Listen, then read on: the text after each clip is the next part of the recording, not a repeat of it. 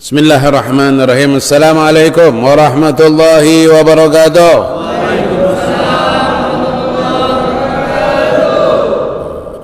Ini baru namanya baik subuhan. Itu penuh dengan semangat mencari ridha Allah, semangat mencari rahmat Allah, semangat mencari maghfirah Allah, semangat mencari taufik dari Allah.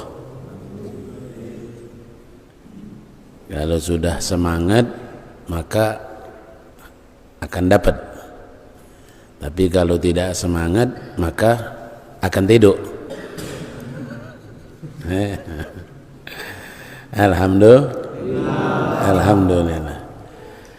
Alhamdulillah kita bersyukur kehadirat Allah Subhanahu wa taala atas nikmat yang Allah berikan kepada kita. Berbagai macam Allah telah membagikan nikmatnya untuk kita, dari nikmat yang kecil sampai nikmat yang besar, dari nikmat yang kita rasakan sampai nikmat yang tidak kita rasakan, dari nikmat yang kita ketahui sampai nikmat yang tidak kita ketahui. Banyak sekali. Wa in ta'uddu ni'matullah la tuhsuha. Kalau kita ingin menghitung nikmat Allah maka tidak bisa kita menghitungnya.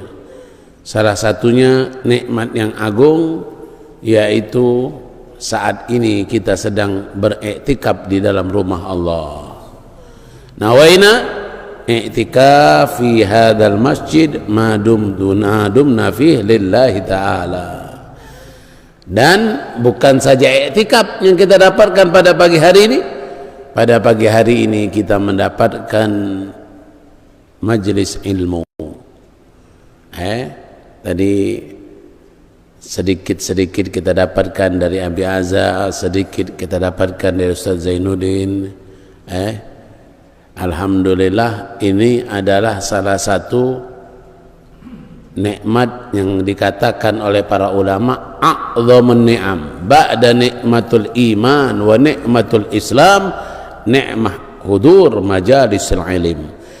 Paling agungnya nikmat setelah nikmat iman dan nikmat Islam adalah nikmat duduk hadir di majelis ilmu. Kalau mau dihitung dengan pahala, maka duduk di majlis taklim, kata Rasulullah di dalam kitab Syarah Bidayatul Hidayah Muragil Ubudiyah, kalau mau dihitung dengan pahala duduk di majlis taklim lebih besar daripada sholat sunnah 1000 rakaat. Pahala duduk di majlis taklim lebih besar daripada menjenguk 1000 orang sakit. Pahala duduk di majelis taklim lebih besar daripada mau 1000 rakaat. Kalau sunnah tetap sunnah, tapi kalau duduk di majelis taklim itu wajib, tidak berubah jadi sunnah. Karena duduk di majelis taklim yang berkaitan tentang ibadah kita, maka itu hal yang wajib, hal yang wajib untuk kita hadir, wajib untuk kita mendatanginya, berkumpul di dalamnya. Thalabul ilm, hamba Allah yang ikhlas. Mudah-mudahan Allah wafatkan kita dalam keadaan husnul khatimah fi khairin wa lutfin wa afiyah. Kemudian salawat dan salam kita haturkan kepada junjungan agung Nabi kita, Nabi besar Muhammad sallallahu alaihi wasallam, Nabiul Huda, Nabiul Rahmah, rahmatan lil alamin, wa huwa sayyidina Muhammad sallallahu alaihi wasallam. Selalu kita banyak salawat kepada Nabi Muhammad. Insyaallah dengan banyak membaca salawat kepada Nabi Muhammad, Allah akan mudahkan semua urusan kita. Bahkan man laisa lahu syekh fa syekhuhu shalla ala nabi. Barang siapa yang belum mendapatkan guru, belum menemukan guru pembimbing, maka jadikanlah sholawat sebagai gurumu. Dan dengan sholawat pasti akan mendapatkan kemudahan dunia dan akhirat. Orang yang ingin dapat syafaat banyak bersolawat.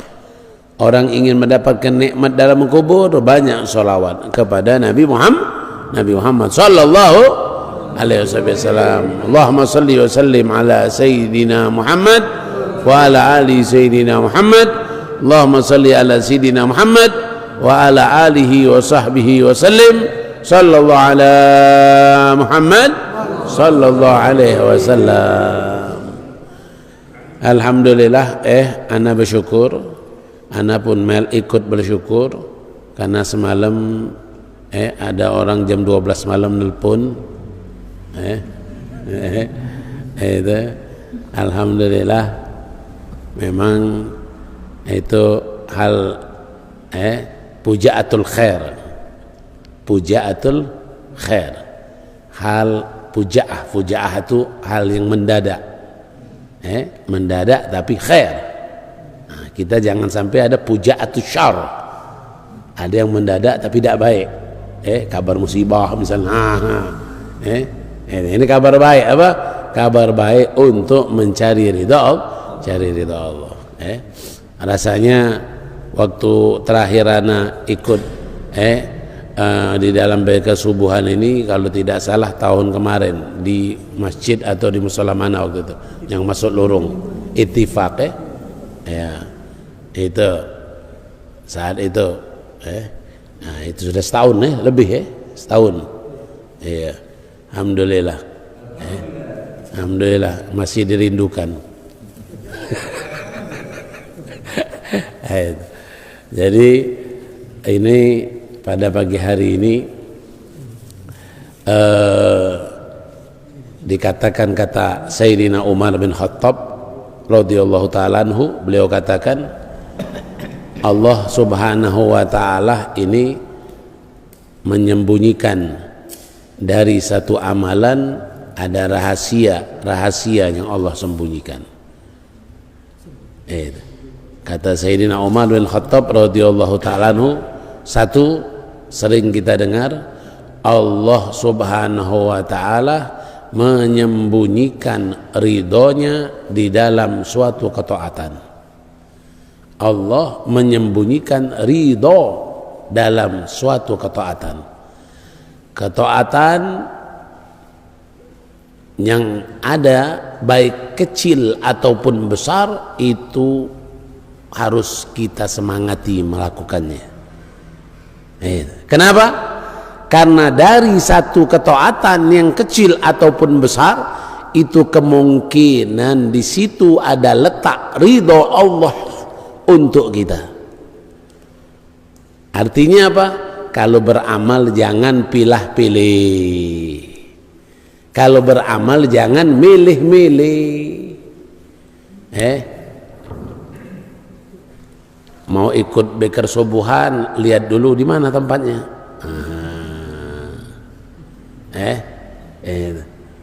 Di mana tempatnya? Di situ. Oh, apa makanannya?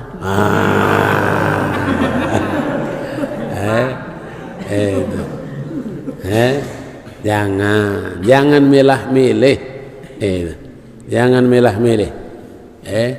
Harus ikuti kecil ataupun besar. Jauh ataupun dekat, selagi Allah belum memberikan kita uzur. Selagi Allah belum memberikan kita uzur. Kalau Allah memberikan kita uzur, maka hasabahumul udzur, maka orang yang dapat uzur tetap mendapatkan pahala seperti dia melakukan amal tersebut walaupun dia tidak melakukannya. Salat jangan pilih-pilih. Selagi kita mampu, kerjakan sholat sunnah apapun itu. Jangan mentang-mentang kepengen rezeki lancar, sholat duha aja dikerjakan, witir tidak. Sholat qobliyah ba'diyah tidak. Kenapa? Aku mau sholat duha saja, biar rezekiku lancar, rezekiku berkah. Ini sudah sesuatu yang salah. Padahal sholat duha itu bukan untuk mencari rezeki. Kalau untuk mencari rezeki ke pasar. Kalau untuk mencari rezeki itu ke pasar. Jual kayu. Jual cincin, jual pedang. Itu untuk mencari rezeki. Tapi kalau untuk sholat duha bukan untuk mencari rezeki. Sholat duha itu tagarruban ilallah, mendekatkan diri kepada Allah. Sholat duha itu untuk mendekatkan diri kepada Allah. Nah, kata Rasulullah, bonus orang yang melakukan pendekatan diri di waktu duha itu bonusnya lam yusibhu faqah, tidak akan terkena kefakiran, tidak akan terkena kefakiran. Itu bonusnya. Intinya adalah tagarrub ilallah. Banyak membaca zikir, ya Fattah ya Razak, ya Fattah ya Razak, ya Fattah ya Razak, ya Fattah ya Razak, sehari 100 kali, dapat dari guru ini, dapat dari guru ini. Untuk apa? Untuk melancarkan rezeki. Bacalah dia tiap hari 100 kali, ya Fattah ya Razak, ya Fattah ya Razak, ya Fattah ya Razak. Diamalkan sampai sebulan, rezeki tidak tambah-tambah. Ini ustadz nih salah kasih amalan ini. Cari ustadz lain dia, cari tambahan amalan lain. Amalan ini tak manjur katanya. Inna lillahi wa inna ilaihi rajiun. Salah. Kita membaca ya Fattah ya Razak, ya Fattah ya Razak, ya Mubdi'u ya Khaliq. Itu salah satu perihal untuk membuka. Itu anak dapat dari Habib Salim bin Abdul 100 kali ya Mubdi'u ya Khaliq, 129 kali setiap pagi. Itu Allah akan mudahkan. Tujuannya untuk apa? Tujuannya bukan mencari kemudahan, tapi tujuannya mencari ridho Allah. Tujuannya tagarrub ilallah, mendekatkan diri kepada Allah. Nah, bonusnya itu tadi, rizkinya lancar, itu urusannya mudah, semuanya jadi gampang, badannya sehat, min haitsu la yahtasibnya banyak. Nah, ini hal-hal yang harus kita perhatikan. Jangan milah-milih amal yang berkaitan hanya untuk tujuan duniawi kita. Aduh, masya Allah. Ini bahlul. Amalan akhirat hanya dicarinya untuk mengembangkan urusan duniawi saja. Ya Allah, ini kata Imam Ghazali sama saja bai'ul akhirah lid dunya. Ini sama saja menjual akhirat untuk dunia. Secara tidak langsung itu sama saja dia bai'ul akhirah lid dunya. Dia sama saja menjual akhiratnya untuk dunia. Secara tidak langsung itu, walaupun dia tidak ada transaksi, transaksi dengan penjual dan pembeli, tapi secara tidak langsung dia sudah bai'ul akhirah lid dunya. Dia sudah menjual akhirat untuk mendapatkan dunia. Padahal al akhiratu khairun minal ula. Akhirat itu lebih baik daripada dunia. Akhirat itu selama-lamanya, dunia itu sementara. Mana yang dikejar? Mau kejar yang selama-lamanya atau mau yang mengejar yang sementara? Mau mengejar emas atau mau mengejar kayu boro?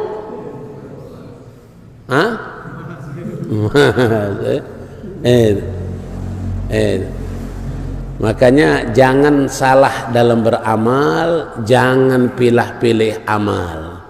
Apa yang kita dapatkan dari sunnah Nabi, if'al, lakukan. Oh, ini sunnah Nabi ya, lakukan. duha sunnah Nabi, lakukan. Witir sunnah Nabi, lakukan. Qobliyah ba'diyah sunnah Nabi, lakukan. Sedekah sunnah Nabi, lakukan. Al-Quran dibaca sunnah Nabi, lakukan. Jangan lihat dulu itu amalan padilahnya apa.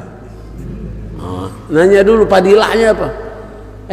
Jangan nanya padilahnya apa, tanya dulu ini sunnah atau bukan, ini dari Nabi atau dari siapa. Kalau ngamalkan apa wirid sakron, tujuannya itu apa, padilahnya apa?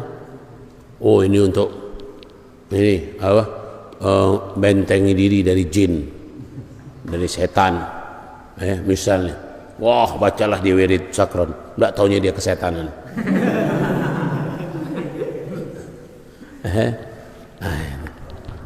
Jangan, makanya dari semua amal itu ada ridho Allah yang kita kejar. Ada ridho Allah. Dulu waktu anak mondok di Tarim, itu disuruh itu apa? Mencari ridho Allah dalam ketaatan walaupun itu hal yang kecil. Apa contohnya? Khidmah mematikan lampu, khidmah menghidupkan lampu, khidmah mengangkat kotoran di musola, khidmah mengangkat kotoran di masjid, khidmah di dapur, khidmah cuci kuali, khidmah. Kenapa? Mana tahu itu ternyata ada ridho Allah untukmu yang tersembunyi, tidak didapatkan untuk orang lain, hanya kepadamu. Engkau ridho Allah ada di sholat duha, engkau ridho Allah ada di sholat witir, engkau ridho, tidak ada sama, beda-beda. Imam Nawawi ternyata mendapatkan ridho Allah di mana? Bukan di karangan kitabnya, bukan di sedekahnya, bukan di dakwahnya, bukan. Imam Nawawi mendapatkan ridho Allah setelah dia wafat. Dia tahu dia mendapatkan ridho Allah pada saat dia melakukan 2 rakaat sholat sunnah di malam hari. Ternyata 2 rakaat inilah yang dia dapatkan keridhaan Allah. Imam Ghazali radhiyallahu ta'ala anhu, Abdul Hamid Muhammad bin Ahmad Al-Ghazali At-Tusi, itu beliau mendapatkan ridho Allah kapan? Ketika dia memberi minum seekor lalat. Ketika dia memberi minum seekor lalat, dia mendapatkan ridho Allah Subhanahu wa ta'ala dari hal yang tidak disangka-sangka. Kira-kira nih, kalau kasih minum lalat itu berpahala tak? Berpahala tak? Kasih minum seekor lalat berpahala tak? Berpahala. Kira-kira nih, kalau kita buat makanan di depan tuh, kita bukakan, biarlah lalat nempel. Setuju tak? Katanya berpahala.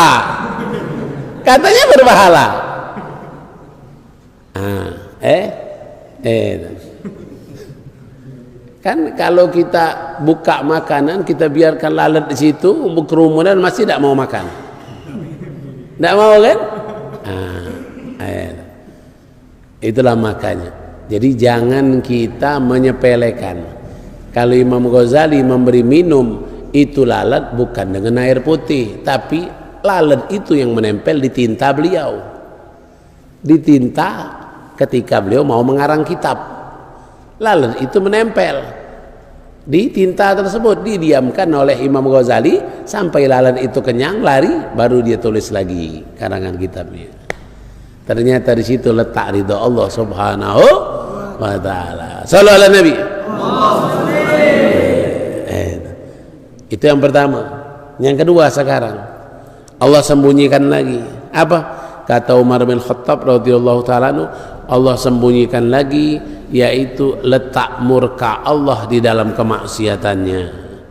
Letak murka Allah dalam kemaksiatannya. Hati-hati yang suka main medsos, hati-hati. Jangan terlampau mudah di dalam melayani komunikasi dengan perempuan. Jangan berkomunikasi dengan perempuan. Itu hati-hati. Kenapa? Ternyata itu bisa jadi nanti letak murka Allah pada kita. Kalau mau berkomunikasi, komunikasilah dengan laki-laki, komunikasilah dengan perkataan yang baik di medsos. Jangan menampakkan aurat di medsos. Jangan memajangkan badan yang kekar di Facebook.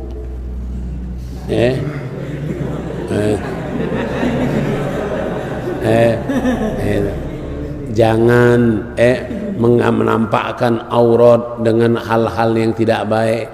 Dan juga yang punya istri, jagalah iffah istrimu. Jagalah iffah istrimu. Jangan istrimu kau letakkan di medsos walaupun berdua dengan dirimu. Jangan. Kenapa? Karena yang memandang di medsos bukan kau sendiri. Ada mata-mata keranjang, ada mata baskom, ada mata kuali. Hati-hati. Itu jangan memajang-majang foto istrimu di medsos walaupun berdua dengan dirimu. Jangan. Anak-anak gadismu jangan. Kenapa? Dosa jariyah. Itu dosa jariyah. Yang kedua apa lagi? Na'udzubillah min dzalik, kalau Allah murka dengan hal yang kita lakukan itu. Kalau Allah murka dengan hal yang seperti itu, na'udzubillah min dzalik. Ibadah kita, semua yang kita lakukan bisa jadi mardud la tuqbalu, tertolak, tidak diterima. Begitu juga hal-hal yang sepele yang lain, apapun itu, itu hubungan-hubungan yang kiranya jangan kalian anggap itu syar'i, seperti ta'arruf syar'i.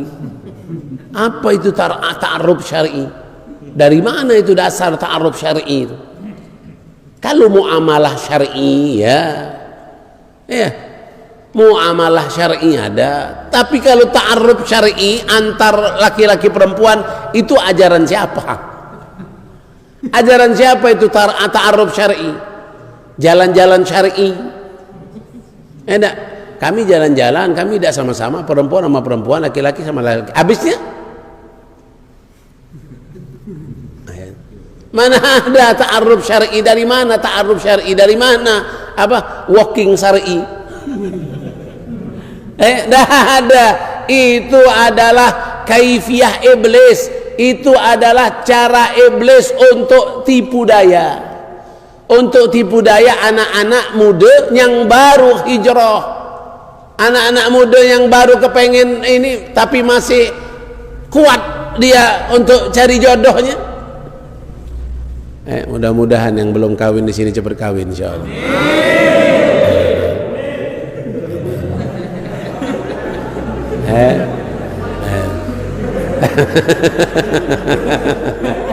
Semangatnya. Nah itu,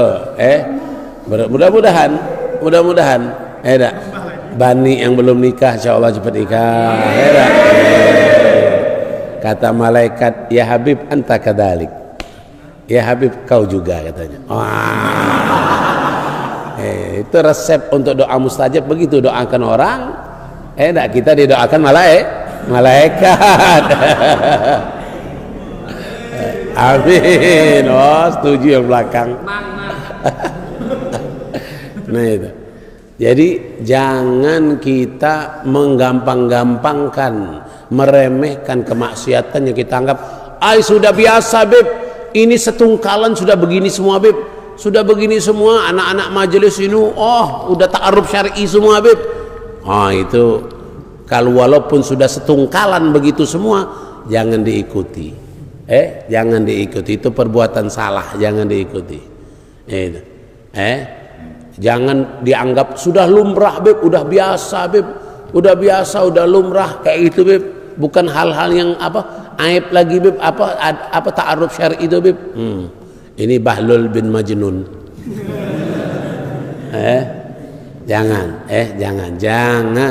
Kenapa?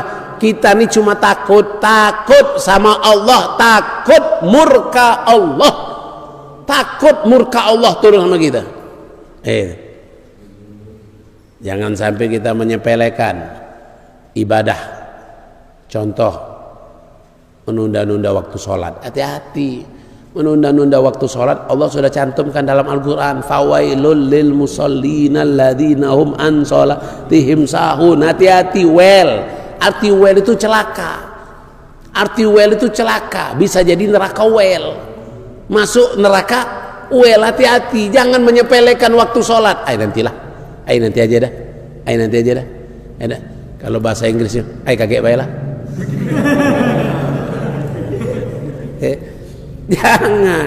Jangan menyepelekan sholat, jangan menunda-nunda. Hati-hati. Kenapa? Cukup sudah Al-Quran mengatakan celaka, mau perkataan siapa lagi? Kalau Al-Quran saja tidak kalian pegang, berarti perkataan Nabi tidak akan kalian pegang, perkataan ulama tidak akan kalian pegang, apalagi perkataan Habib Muhsin, tambah lagi. Cuma carmuk, cuma carmuk, paling tidak cari muka di depan Habib Muhsin, habis itu belakangnya maklamo. Apa maklamo? Tahu maklamo? Balik lagi cara lama. Kalau depan ustad, iya ustad. Oh masya Allah, kayak masya Allah pokoknya. Ustad kagum dengan dia. Ini masya Allah, ini memang mau tobat ini. Iya ustad. Ustad balik. Langsung balik lagi cara lama dia. Ini jangan menyepelekan sesuatu kemaksiatan walaupun itu kecil. Di rumah ada orang tua kalian itu, hati-hati. Di rumah itu orang tua kalian itu wali Allah bagi anak-anaknya. Orang tua itu wali Allah bagi anak-anaknya. Kalau kalian kejar wali Allah di mana-mana, kalian ziarah kemana-mana mengejar wali Allah, tapi di rumah ada wali Allah, kalian tidak hormati. Hati-hati. Ridallah fi ridha walidain wa sukhtullah fi sukhtihima. Ridha Allah ada pada keridhaan orang tua, murka Allah ada pada kemurkaan orang tua. Datang ustadz ini, datang guru ini, datang Habib ini. Habib ini sering mimpi Rasul. Habib ini begini. Kejar, salaman. Tapi pada orang tua, tiap pagi, tiap sore, tiap malam tidaklah bersalaman dengan mereka. Mentang-mentang punya istri cantik, orang tua tidak didatang lagi. Mentang-mentang ada istri, kata istrinya, sudahlah bang, abang kan bukan anak satu-satunya, biarlah yang lain. Abang sinilah. Aku ini masih kangen bang. Iya. Kelepak langsung. Langsung lupa dengan orang tuanya ya. Nah, itu hati-hati. Murka Allah murka dengan kita, hati-hati. Kita tidak tahu di mana letak murka Allah, kita tidak tahu. Jangan sepelekan. Orang tua kalian itu adalah wali Allah untuk anak-anaknya. Orang tua itu jannatukum, orang tua itu adalah sorga kalian. Jangan sia-siakan, jangan kalian utamakan siapapun, karena kalian adalah anak laki-lakinya. Kalau anak perempuannya lain, ketika dia sudah punya suami maka suami jadi nomor satunya. Tapi kalau anak laki-laki, orang tua itu adalah hal yang wajib setelah Allah dan Rasul. Ini yang kedua. Allah sembunyikan. Yang ketiga, Allah sembunyikan lagi apa?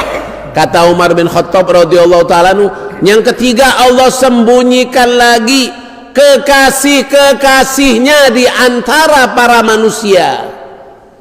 Allah sembunyikan para wali Allah. Allah sembunyikan para wali Allah. Makanya kata Rasulullah SAW, la tajtami arba'ina min ummati, tidaklah berkumpul 40 orang dari umatku illa ahad minkum wali min awliya illa au kama qala, kecuali di salah satu 40 itu ada wali min awliya illa. Kita ini sampai 40? Ada 40 orang? Hah? Lebih kan? Nah, di salah satu kita ini ada wali min auliyaillah. Ada orang yang dikasih orang yang dicintai oleh Allah dan dia mencintai Allah. Mana tahu? Kita tidak boleh suuzon.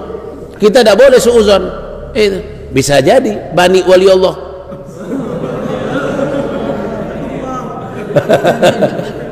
Iya. Kita tidak tahu siapa wali Allah sebenarnya, tidak tahu kita. Kenapa? Karena Allah sembunyikan di antara para manusia, para umat Nabi Muhammad SAW khususnya. Tidak tahu kita. Makanya bukalah pintu husnudzon, berbaik sangka. Buka pintu husnudzon kepada siapapun. Jangan dibuka pintu suudzon. Kalau ada iblis menggoda kita untuk membuka pintu suudzon, cepat-cepat beristighfar. Cepat-cepat beristighfar. Astaghfirullahaladzim, astaghfirullahaladzim, astaghfirullahaladzim. Dia itu orang baik, dia itu orang baik, dia itu orang baik. Walaupun dia itu ikut zikir subuhan jarang-jarang, tetap husnuzon kita. Mungkin lagi ada uzur, mungkin sakit. Enggak, dia semalam sehat. Mungkin ada baru aja kali jatuh. Enggak, aku tadi subuh tadi lihat dia depan rumah. Mungkin tadi mau pergi banyak kempes. Selalu cari kemungkinan. Selalu cari kemungkinan biar apa? Biar tidak timbul buruk sangka. Itu kenapa? Karena kita tidak tahu. Allah sembunyikan wali-walinya, kekasih-kekasihnya di dalam hamba Allah Subhanahu wa taala. Siang dia duduk di pinggir jalan, siang kelihatan dia tidak sholat, yang kita berburuk sangka dengan orang itu. Mana tahu malam harinya dia orang yang luar biasa, tiap malam dia nangis di hadapan Allah. Siapa yang sangka Uwais Al-Qarni?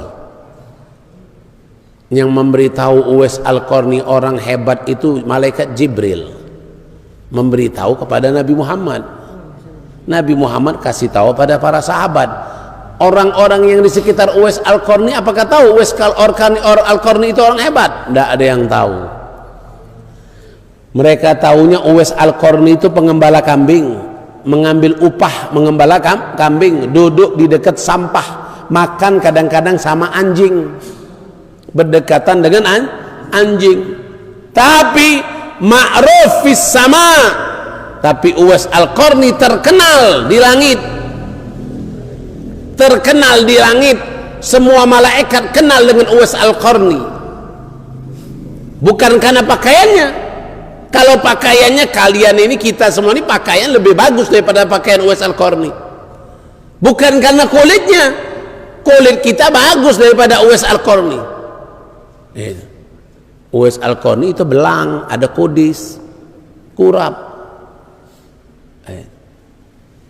Tapi di Yaman kuburan Uwais Al-Qarni yang ana dapat dari orang kawan-kawan kita yang pernah ziarah ke sana, tanah kuburannya wangi. Tanah kuburan Uwais Al-Qarni harum, ambil harum, kayak dikasih parfum. Padahal tanah harum, tanahnya Allah muliakan, tapi Allah sembunyikan di masa hidupnya, disembunyikan kewaliannya. Makanya ada empat. Ada wali Allah yang tahu dia wali Allah dan orang lain tahu dia wali Allah. Ini ma'ruf indan nas wa ma'ruf fis sama. Yang kedua, dia wali Allah, dia yang tahu dia wali Allah, kedekatan dia dengan Allah, dia sering mimpi Rasul, dia sering mimpi ulama, dia beribadah, merasa banyak kiai-kiai yang di desa-desa, kiai-kiai yang di desa-desa, banyak kiai-kiai yang ada di Tungkal yang dari zaman dahulu, banyak. Apa? Orang-orang tidak tahu kalau dia wali Allah. Setelah dia meninggal baru terbuka, oh Masya Allah hebatnya, ini wali ternyata. Masa hidupnya dicuek-cuekkan orang. Di Palembang di Palembang datang ke Kiai Bahri bin Panda, para ulama, para ustadz datang ke Kiai Bahri bin Panda untuk menuntut ilmu, untuk mencari berkah, untuk ini. Tapi orang sekitar Kiai Bahri bin Panda tidak tahu siapa itu Kiai Bahri bin Panda, dicuek-cuek aja deh, tidak tahu orang itu. Yang banyak belajar dengan beliau malahan dari kota Palembang, orang dusun, orang desa, ada yang belajar. Itulah wali Allah yang ma'ruf, dia sendiri tahu, dia kedekatan dia kepada Allah, tapi orang-orang sekitarnya tidak tahu. Itu yang kedua. Ada yang ketiga, wali Allah yang dia sendiri tidak tahu dia wali Allah, dia hanya istiqomah ngajar, istiqomah ibadah, istiqomah taklim, istiqomah saja. Tapi orang-orang, kalau mau lihat muka wali, tuh lihat muka dia, itu muka wali Allah itu. Kalau lihat orang baik, tuh lihat muka orang itu muka orang baik.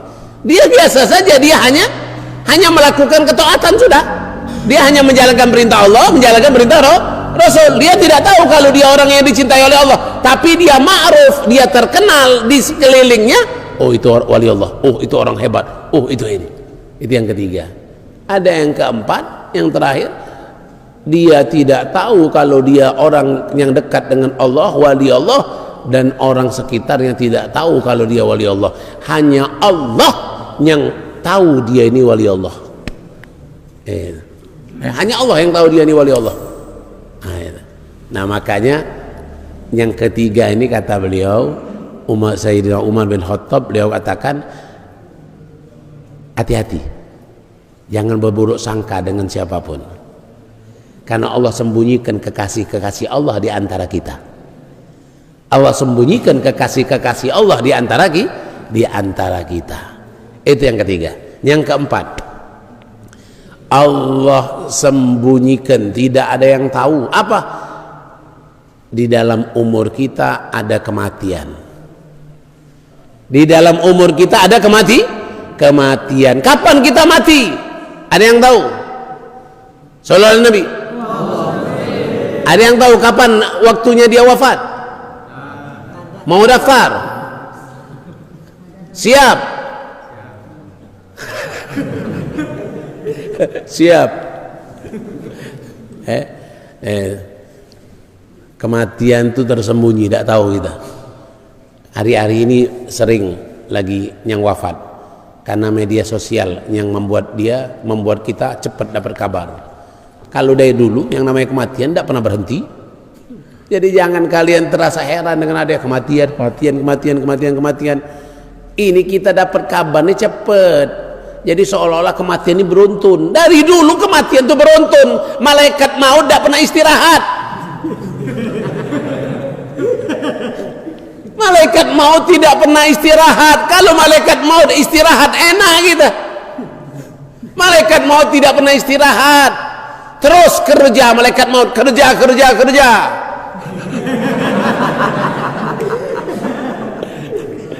Malaikat maut terus kerja, tidak ada istirahatnya. Jadi jangan kalian heran dengan hal-hal adanya kematian. Jangan, memang itu sudah wajar. Yang namanya kematian itu ada. Nah, tinggal kita nih, giliran kita nih. Tidaklah orang tua yang harus mati, yang muda tidak. Baru kemarin meninggal Ustadz Muhammad Ridho, umurnya baru 40-an. Baru kemarin Ustadz di Dalwa, Ustadz Muhammad Al-Faribi, umurnya baru 40-an. Baru kemarin ada yang meninggal, umurnya baru 2 hari. Baru semalam meninggal Kiai Abdul Rashid di Jakarta, umurnya 70-an. Bentar lagi ada kabar.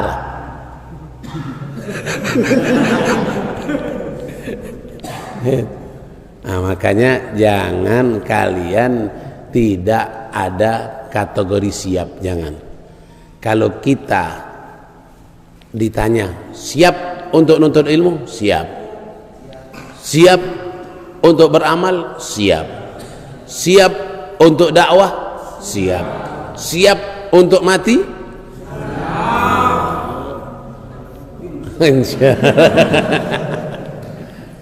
Itu siap.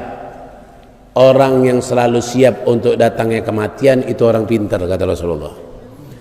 Al-aqyas hum aksaruhum limauti dzikra wa ahsanuhum lahu istidada. Kata Rasulullah, orang akyas, orang paling pintar adalah orang yang mempersiapkan datangnya kematian dan dia selalu mengingat kematian. Itu akyas, itu orang yang paling pintar. Kalau orang yang paling bodoh, orang yang tidak ambil pikir tentang kematian, mau mati, mati, mau panjang umur terserah, yang penting hidup aku enak. Nah, ini orang paling bodoh. Paling bodoh orang yang tidak mau memikirkan kematian. Yang penting aku perut kenyang, pikiran tenang, tidur nyenyak, rumah enak, bini banyak.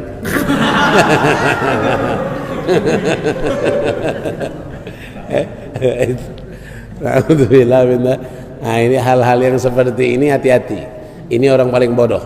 Orang yang paling pintar adalah hum aktsaruhum limauti dzikra. Mereka banyak mengingat kematian. Wa ahsanuhum istidada, dan mereka mempersiapkan persiapan yang paling bagus untuk datangnya kematian. Allahumma inna nas'alukal jannah wa ma qarraba ilaiha min qaulin wa amalin wa niyatin wa i'tiqad, wa na'udzubika minan nar wa ma qarraba ilaiha min qaulin wa niyatin wa amalin wa i'tiqad, bihaqqi rabbana atina fid dunya hasanah wa fil akhirati hasanah wa qina adzabannar. Sallallahu alaihi wasallam wa nabiyil ummin wa ala alihi wasallam. Walhamdulillahi bil alamin wal afu minkum taqabbalallahu minkum minna wa minkum taqabbal ya karim. Wassalamu alaikum warahmatullahi taala wabarakatuh.